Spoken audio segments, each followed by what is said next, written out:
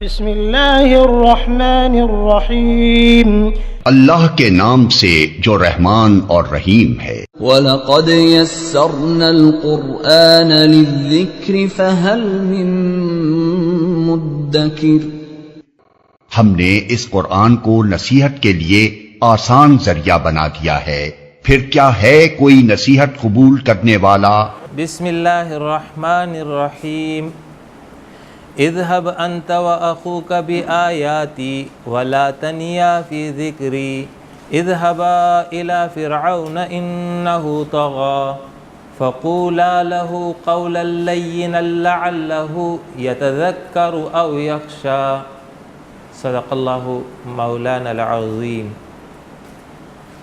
سورہ طٰہٰ 16ویں سپارے کی سورت آیت نمبر 42 سے آغاز ہو رہا ہے۔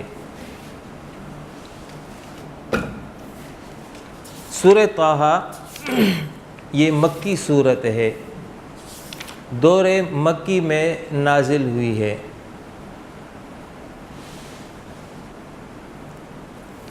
وہ تمام صورتیں جو قبل از ہجرت نازل ہوئی ہیں ان کو اصطلاح میں مکی صورت کہا جاتا ہے، اور جو بعد از ہجرت نازل ہوئی ہیں ان کو مدنی صورت کہا جاتا ہے، اور یہ نسبت ہے مرکز اسلام کی طرف کہ قبل از ہجرت مسلمانوں کا مرکز مکہ تھا اور بعد از ہجرت مرکز مسلمانوں کا مدینہ تھا۔ یہ مطلب نہیں ہوتا کہ یہ صورت یا یہ تمام آیات اس مخصوص علاقے میں نازل ہوئی ہیں، بلکہ وہ کسی بھی جگہ نازل ہوئی ہوں، لیکن جو اس زمانے میں مرکز ہوگا اس کو وہ منسوب ہوگا۔ جیسے سورہ المائدہ میں اللہ رب العالمین نے فرمایا الیوم اکملت لکم دینکم، یہ آیت مکہ میں نازل ہوئی اس وقت جب حجۃ الوداع ہو رہا تھا، لیکن اس کو مدنی آیت کہتے ہیں۔ تو مدنی آیت اس اعتبار سے کہتے ہیں کہ اس زمانے میں مسلمانوں کا مرکز مدینہ تھا۔ اور یہ بات بھی یاد رکھیے کہ صورتوں کا جو نام مکی اور مدنی پڑا ہے وہ ابتدائی آیات کے حوالے سے ہے، پوری صورت کے حوالے سے نہیں ہوگا، بلکہ صورت کی جو ابتدائی آیات ہوں گی اگر وہ دور مکی میں نازل ہوئی تو پوری صورت کو مکی صورت کہتے ہیں، اور اگر ابتدائی آیات دور مدنی میں نازل ہوئی تو اس کو مدنی صورت کہتے ہیں۔ بنیادی فرق جو ان دو کے درمیان ہے، مکی اور مدنی کے درمیان، وہ یہ ہے کہ قبل از ہجرت مسلمانوں کا دور حکومت نہیں تھا، اس وقت صرف دعوت تھی، تبلیغ تھا، اور صبر کے ساتھ حالات کا مقابلہ کرنا تھا۔ تو اس وقت جتنی بھی صورتیں نازل ہوئی ہیں ان میں تعلیم تھی توحید کی، رسالت کی، آخرت کی اور بنیادی اخلاق کی، اور سابقہ اقوام کی تاریخ کو اس مقدار میں بیان کیا گیا جتنا مدعا اس کے ذریعے ثابت ہو سکتا تھا۔ تو ان تمام صورتوں میں جو دور مکی سے تعلق رکھتی ہیں وہ انہی مضامین پر مشتمل ہیں، اور جب مسلمانوں کا مرکز مدینہ بن گیا تو وہاں ایک اسلامی ریاست وجود میں آ گئی، اور جب اسلامی ریاست وجود میں آ گئی تو وہاں پر جو ہے مضامین کا انداز بدل گیا۔ اب توحید، رسالت، آخرت اور اخلاق یہ مضامین وہاں بیان ہوتے رہے ہیں لیکن مقدار کم ہو گئی، اور اس کی جگہ جو عملی زندگی تھا اس سے متعلق جو ہے پے در پہ تعلیمات آنا شروع ہوئی۔ تو یہ وہ بنیادی جوہری فرق ہے ان دو قسم کی صورتوں میں۔ آپ نے ابتدائی صورت کا درس اور مطالعہ کر لیا ہے کہ اس میں حضرت موسیٰ علیہ السلام کا ذکر بیان ہو رہا ہے یہ دور مکی سے تعلق ہے۔ نبی اکرم صلی اللہ علیہ وسلم بھی دعوت توحید کے علم بردار ہیں، اور اس سے قبل حضرت موسیٰ علیہ السلام بھی اسی دعوت کو لے کر آئے تھے۔ وہ کن مراحل سے گزرے، وہ کیا حالات تھے، اس کو قرآن نے اس صورت میں بیان کیا ہے، اور اس کے ذریعے ایک طرف مسلمانوں کو بھی تعلیم دی جا رہی ہے کہ انہوں نے ان حالات میں کیا اقدام کرنا ہے اور کیا صورت اختیار کرنی ہے۔ اور اس زمانے میں جو مکی دور میں ہے، مشرکین کو، مخالفین کو متنبہ کیا جا رہا ہے کہ تم سے پہلے بھی جو ہے ظالم اور جابر لوگ گزر چکے ہیں، معاندین اسلام گزر چکے ہیں، اور انہوں نے جب نہیں مانا تو ان کا انجام کیا ہوا، وہ انجام بیان کر کے ان کو متنبہ کیا جا رہا ہے کہ اپنی حالت کو بدلو، ورنہ جو حال سابقہ اقوام کا ہوا ہے وہی حال تمہارا ہوگا۔ اب یہاں پر اسی سلسلہ کلام میں یہ بیان ہو رہا ہے، اذهب انت واخوك بآیاتی۔ اس سے قبل مکالمہ اللہ اور حضرت موسیٰ علیہ السلام کے درمیان ہو چکا ہے، جس میں اللہ پاک نے اپنی نعمتوں کا، احسان کا اور وہ سابقہ دور گزرا اس حوالے سے بیان کیا۔ اب یہاں پر انہیں رسالت کے منصب پر فائز کر کے انہیں حکم دیا جا رہا ہے کہ آپ کے ذمے کرنے کا کام کیا ہے، وہ یہ ہے کہ اذهب انت واخوك، جاؤ تو بھی اور تیرا بھائی بھی۔ بنیادی طور پر یہ کام حضرت موسیٰ علیہ السلام کے ذمے تھا، اور حضرت ہارون علیہ السلام کو نبوت بھی اللہ نے دی صرف مددگار اور معاون کے طور پر، ورنہ بنیادی کام جو ہے وہ حضرت موسیٰ علیہ السلام کا ہے۔ دونوں بھائی جاؤ بآیاتی، میرے معجزات کو لے کر۔ اس جگہ آیت سے مراد معجزہ ہے جو اللہ پاک نے ان کو اس وقت دیا تھا، ہاتھ کا چمکنا، لاٹھی کا اژدہا بن جانا، ان معجزات کو لو اور جاؤ۔ ولا تنیا فی ذکری، اور یاد رکھنا کہ میرے ذکر میں کوتاہی نہ ہو جائے۔ مطلب یہ ہے کہ یہ کام اور ڈیوٹی تو تم کر ہی رہے ہو، لیکن اس کے ساتھ ساتھ مجھے یاد رکھو گے، ایسا نہیں کہ میری یاد سے غافل ہو جاؤ گے۔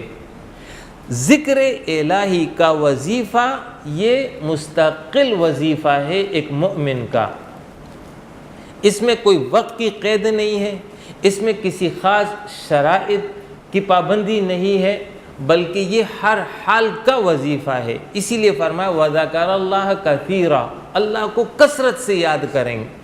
تو یہ ذکر الہی کا عمل جو ہے یہ مستقل جاری رہے گا، یہ وظیفہ جاری رہے گا۔ یہ نہیں کہ میری ڈیوٹی یہ ہے تو بس میں اپنی ڈیوٹی میں مصروف رہوں گا اور باقی ذکر سے غافل ہو جاؤں گا۔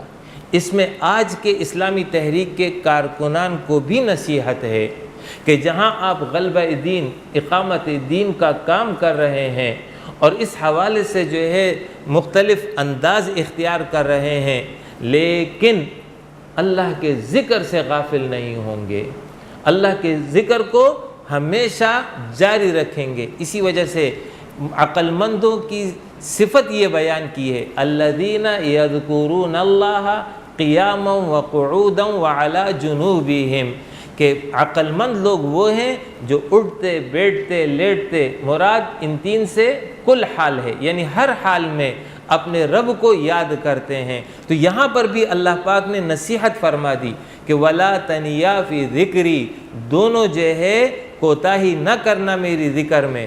اذهبا، دونوں جاؤ، الی فرعون، فرعون کی طرف، انہ طغی، یقیناً وہ بڑا سرکش ہو گیا ہے، اس نے تمام حدود کو پامال کر دیا ہے، زمین پر خود جو ہے رب بن بیٹھا ہے۔ فقولا لہ، اور دونوں اس کو یہ کہو، لیکن کس طرح؟ قولا لینا، نرمی سے بات کہو گے۔ یہ وہ بنیادی صفت ہے داعی کی جس کے نتیجے میں اس کی دعوت مؤثر ہو سکتی ہے۔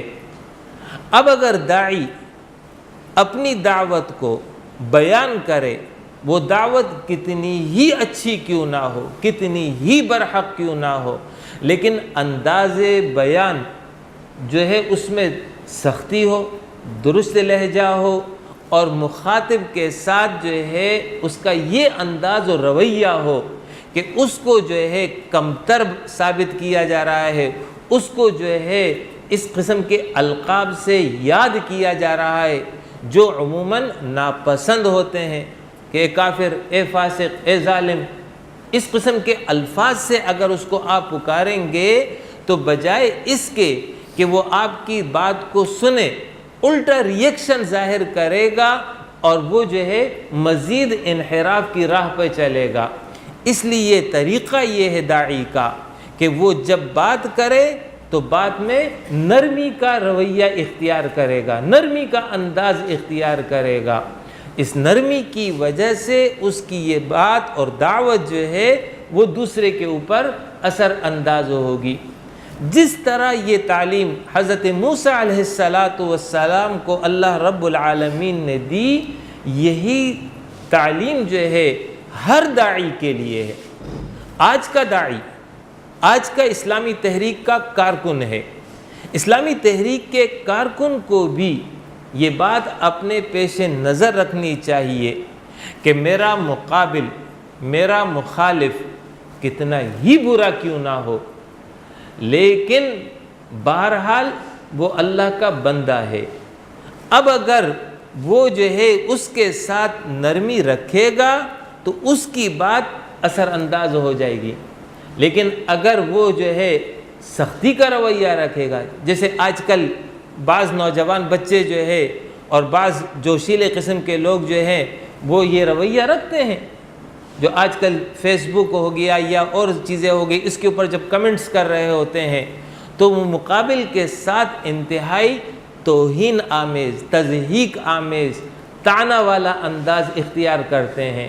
تو بجائے اس کے کہ ان کی بات کو وہ سنے، سمجھے، اس کے مطابق اپنے اندر تبدیلی لے آئے، وہ مزید مخالف ہو جاتے ہیں، وہ مزید اپنے موقع پر جم جاتے ہیں۔ لہٰذا فرمایا گیا کہ قولاً لینا، نرم بات کہو گے، بات اچھی ہے لیکن اچھی کے ساتھ جو ہے اس کے اندر نرمی بھی ہونی چاہیے۔ لعلہ یتذکر، شاید کہ وہ نصیحت قبول کر لے، اگر اس کے حق میں نصیحت لکھی ہوئی ہے تو وہ قبول کر لے گا، او یخشا، یا اللہ سے ڈر جائے۔ قالا، اب یہ پہلا کام جو ہے حضرت موسیٰ علیہ السلام کے سپرد ہوا۔ اس موقع پر اب یہ دونوں فرما رہے ہیں ربنا، اے رب ہمارے، اننا نخاف، یقیناً ہمیں خوف ہے، ہم ڈرتے ہیں، ان یفرط علینا، کہ وہ ہم پر زیادتی کرے، او ان یدغا، یا جو ہے وہ مزید سرکشی اختیار کر لے۔ حضرت موسیٰ علیہ السلام چونکہ فرعون کے دربار میں ہی پلے بڑے تھے، ان کا جو بچپن کا زمانہ ہے، جوانی کا زمانہ ہے، وہ تو فرعون کے قریب ہی گزرا ہے، تو اس کے حال اور احوال سے تو وہ پوری طرح باخبر تھے۔ تو اور حضرت موسیٰ علیہ السلام مدین بھی آئے تھے، ایک واقعے کے نتیجے میں جو ہے انہوں نے جلا وطنی اختیار کی تھی، تو ان کو اس بات کا ڈر تھا کہ میں جاؤں گا تو یہ تو ہے بہت ظالم، تو ایسا نہ ہو کہ یہ جو ہے میرے ساتھ زیادتی کا رویہ اختیار کر لے۔ میرے پاس تو لشکر نہیں ہے، فوج نہیں ہے، جتھا نہیں ہے، قوم نہیں ہے، میری قوم جو ہے ان کی غلام ہے، تو میں اکیلا یا میرا بھائی، ہم دو وہاں پر کس طریقے سے فرعون کا عملی مقابلہ کریں گے؟ اس اشکال کو بیان کیا۔ او ان یدغا، یا وہ مزید سرکشی اختیار کرے۔ مزید سرکشی کی وجہ یہ ہوگی کہ میں انہی کے درمیان رہ کر آیا ہوں، تو شاید وہ میرے مقام اور درجے کو تسلیم نہ کرے کہ یہ تو بنی اسرائیلی کا ایک بندہ ہے اور ہمارے درمیان رہے، ہم نے اس کی پرورش کی ہے، اب یہ جو ہے آ کر کے ہمیں تلقین کر رہا ہے، تو بجائے اس کے کہ وہ میری اس دعوت پر کان دھرے، الٹا جو ہے مزید مخالف ہو جائیں گے۔ یہ اشکال انہوں نے اپنا ظاہر کیا۔ اللہ فرما رہا ہے قال لا تخافا، فرمایا تم دونوں خوف نہ کرو، اننی معکما، میں تم دونوں کے ساتھ ہوں، اسمع و ارا، میں سن بھی رہا ہوں اور دیکھ بھی رہا ہوں، یعنی داعی الی اللہ کو غم نہیں ہونا چاہیے کہ وہ اکیلا ہے، وہ تنہا ہے. وہ جس کی دعوت پیش کر رہا ہے اس کی تائید، اس کی نصرت شامل حال ہے. جب نصرت تائید شامل حال ہے تو پھر کسی قسم کا خوف نہیں ہونا چاہیے. اگرچہ ظاہری اسباب نہ ہو لیکن مسبب الاسباب اگر آپ کے ساتھ ہے تو پھر جو ہے خوف اور غم نہیں ہونا چاہیے. فَأْتِيَاهُ فَقُولَا، جاؤ دونوں اس کے پاس، فقولا اور کہو، انا رسول ربک، بے شک ہم تیرے رب کے رسول ہیں، فارسل، پس بھیج، معنا ہمارے ساتھ، بنی اسرائیل کو، ولا تعذبہم، اور انہیں تکلیف نہ دے. موسیٰ علیہ السلام کے ذمے دو کام تھے. ایک تھا قوم بنی اسرائیل کی آزادی، اور دوسرا جو ہے فرعون اور اس کی رعیت کو دعوت توحید پیش کرنا. اس جگہ سلسلہ کلام میں صرف ایک جز بیان ہوا ہے، دوسرا جو ہے دوسری جگہ بیان ہو چکا ہے. یہاں پر جو ہے ایک جز بیان ہوا ہے. یہ ان کی دعوت کے دو اجزاء ہیں. کل دعوت یہ نہیں ہے، نہ کل دعوت وہ ہے، بلکہ کل دعوت منقسم ہے دو اجزاء میں، جس کا پہلا جز یہاں پر یہ بیان ہوا کہ ہمارے ساتھ بنی اسرائیل کو روانہ کر دیں. اس جملے سے بعض لوگوں کو غلط فہمی لاحق ہوئی ہے. جو قوم پرست قسم کے لوگ ہیں انہوں نے جو ہے اپنے لیے استدلال اس آیت سے لیا ہے کہ قومیت کی اہمیت ہے، اسی وجہ سے موسیٰ علیہ السلام نے اپنے قوم کے تحفظ کی بات کی ہے، اپنے قوم کو اس پستی سے نکالنے کی بات کی ہے. حالانکہ یہ بات درست نہیں ہے اس اعتبار سے کہ کل کا کل دعوت اس طرح سمجھ لیا جائے، بلکہ یہ کل دعوت کا ایک جز ہے. اور قوم بنی اسرائیل کا ذکر اس لیے ہوا ہے کہ قوم بنی اسرائیل یہ انبیاء کی اولاد تھی، اور ان کو دنیا میں منصب امامت پر فائز کیا گیا تھا. ان کا کام یہ تھا کہ وہ باقی اقوام اور ملل کو دعوت توحید پیش کریں گے، لیکن اپنے ہی اعمال کی کوتاہیوں کے سبب یہ مغلوب ہو گئے، غلام بن گئے. تو اب موسیٰ علیہ السلام کو ڈیوٹی دی جا رہی ہے کہ اپنی اس قوم کو جو منصب امامت پر فائز ہے، ابھی بھی منصب امامت پر تھی، لہٰذا اس ذلت اور پستی سے نکالو اور دوبارہ اپنے اصل مقام پر ان کو واپس کھڑا کرو، تاکہ جو ڈیوٹی اور ذمہ داری ہے اس ڈیوٹی اور ذمہ داری کو وہ پورا کر سکیں. لہٰذا اس لیے جو ہے یہ ڈیوٹی ان کو دی گئی. قد جئناک بآیۃ من ربک، قد جئناک، بے شک ہم آئے ہیں تیرے پاس. اب یہ حضرت موسیٰ علیہ السلام کا قول ہے. بآیۃ من ربک، تیری رب کی آیت کو لے کر، نشانی لے کر. والسلام، اور سلامتی ہو، علی، اس پر، من اتبع الہدا، جو شخص ہدایت کی پیروی کرے. یہ جو ہے سلام کا طریقہ ہے. سلام جو ہے صرف اہل ایمان کے لیے ہے، ان کے لیے دعائے سلامتی ہے. رہ گیا کافر اور مشرک، اس کے لیے براہ راست سلامتی کی دعا نہیں ہے، بلکہ طریقہ یہ ہے کہ والسلام علی من اتبع الہدا، جو بھی ہدایت کی پیروی کرے گا اس کے لیے سلامتی ہے، اور جو ہدایت کی پیروی نہیں کرے گا اس کے لیے دعائے سلامتی ہمارے طرف سے نہیں ہے. انا قد اوحی الینا، یقیناً وحی کی گئی ہے ہماری طرف، ان العذاب علی من کذب وتولی، کہ یقیناً عذاب ہوگا علی من، اس شخص پر، کذب، جو جھٹلائے دعوت کو، وتولی، اور منہ موڑ لے. منہ موڑ لے یعنی اس دعوت کو قبول نہ کرے، دعوت کی تکذیب بھی کرے. اس سے پہلے والی آیت میں ایک چھوٹا سا سب کو سوال پیدا ہوتا ہے، جیسے ہم لوگ کام کاج کر رہے ہیں تو ہمارے ساتھ بہت سارے نان مسلمس بھی ہیں اور وہ عادتاً السلام علیکم کرتے ہیں جی، اور آپ بھی بعض دفعہ بے دھیانی میں عادت ہے آپ کو سلام کرنے جی کی؟ جی جی جی تو اس صورتحال میں کیا کیا ہے؟ آپ صرف وعلیکم کہیں گے، وعلیکم، بس اس سے آگے نہیں کہیں گے. ہاں، اور اگر زبان سے ادا ہو گیا تو خیر ہے، لیکن یہ ہے کہ اہتمام اس کا نہیں ہوگا غیر مسلم کے لیے. وہ آپ پر سلامتی کی دعا کرے گا تو آپ یہ کہیں گے کہ وعلیکم بس. وتولا، اور پیٹھ پھیر لی، تو دعوت کا انکار بھی کیا اور دعوت کی تکذیب بھی کی، دعوت کو جھٹلا دیا کہ یہ دعوت حق نہیں ہے، یہ تمہارا اپنا کلام ہے، اپنا انداز ہے، اپنے مقاصد ہیں، اپنے اہداف ہیں. اور وتولا، اور پیٹھ بھی پھیر لی، انکار عملاً جو ہے اس دعوت کو قبول نہیں کیا. تو تکذیب بھی جرم ہے اور تولا اور پیٹھ پھیرنا بھی جرم ہے.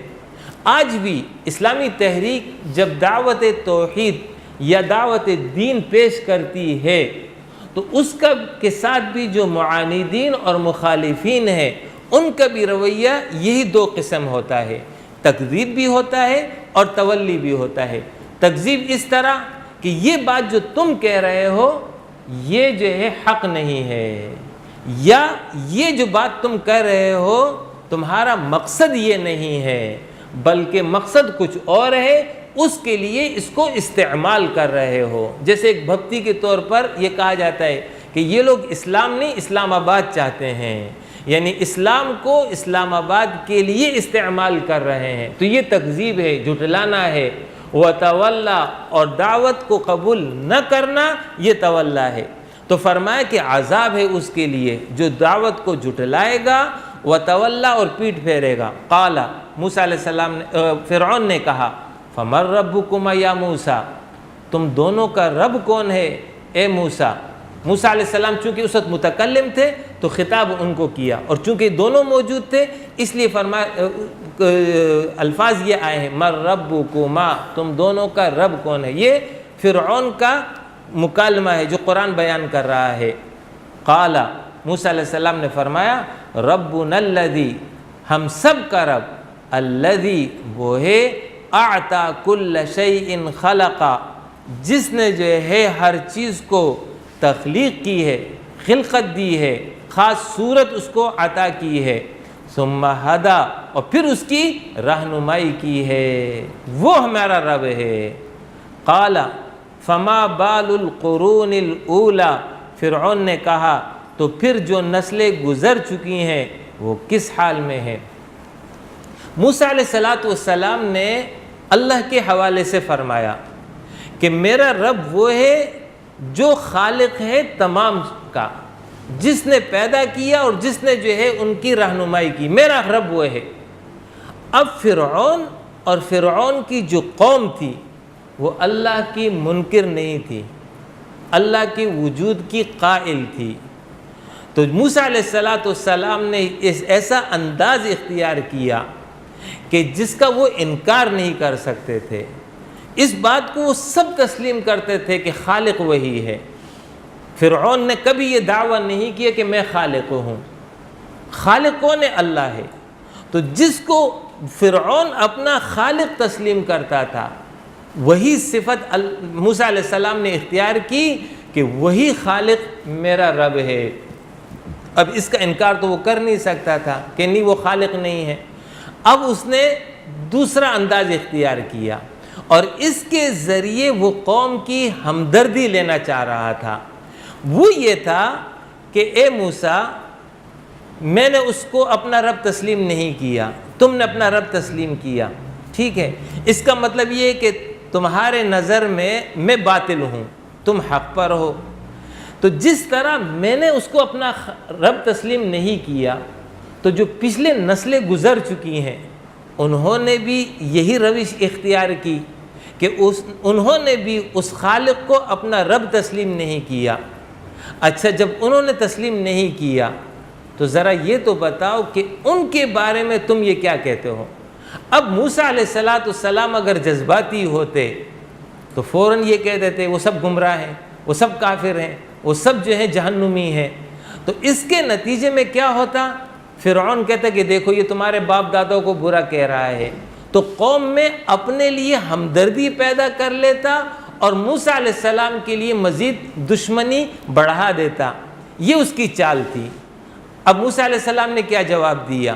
قال علمها عند ربی، اس کا علم تو میرے رب کے پاس ہے، وہ جانے اور رب جانے، میرا اس سے کوئی لینا دینا نہیں ہے. میں تو تمہارے پاس آیا ہوں، میرے جتنی ڈیوٹی ہے اس کو میں بیان کر رہا ہوں. علمها عند ربی فی کتاب، ایسی کتاب میں لا یضل، نہ وہ چوکتا ہے، ولا ینسا، نہ وہ بھولتا ہے. لہٰذا اللہ ہی ان سے خود جو ہے معاملہ کرے گا.